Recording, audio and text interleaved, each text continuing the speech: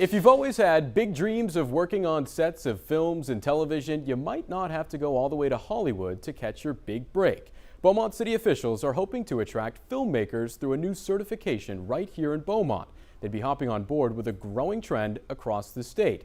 One city official says the idea could generate millions of dollars without costing the city a penny. That same official has already taken steps to get certified through the Texas Film Commission. Total News reporter Ebony Coleman joins us tonight. And Ebony, this seems like a win-win for the city. Sir Kim, city officials came up with the idea in January, and if approved, it will add to the growing list of big plans that they already have for the city of Beaumont. Creating sound stages in downtown Beaumont are using lush views along Riverfront Park. Boomtown could become the latest backdrop for film and TV production. It doesn't cost the city at all once we become certified, upon our council approval. The idea is expected to go in front of City Council in the coming weeks.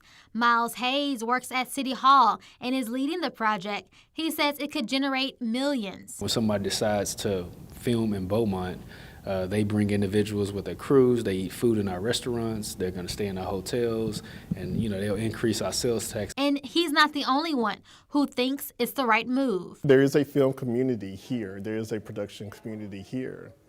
With the city of Beaumont possibly taking these steps, I hope it's an opportunity for us to organize. Gordon S. Williams, a media broadcast professor at Lamar University and a filmmaker himself, he says this would be a perfect way for students to jumpstart their careers. I'm hoping that inspires them to want to create their own content in Southeast Texas. Hopefully it is a learning experience from them, for them, being on these productions. Hayes already completed a 3-step process, setting guidelines to use certain streets and buildings. It gives Beaumont a new opportunity to present itself to Texas and around the world.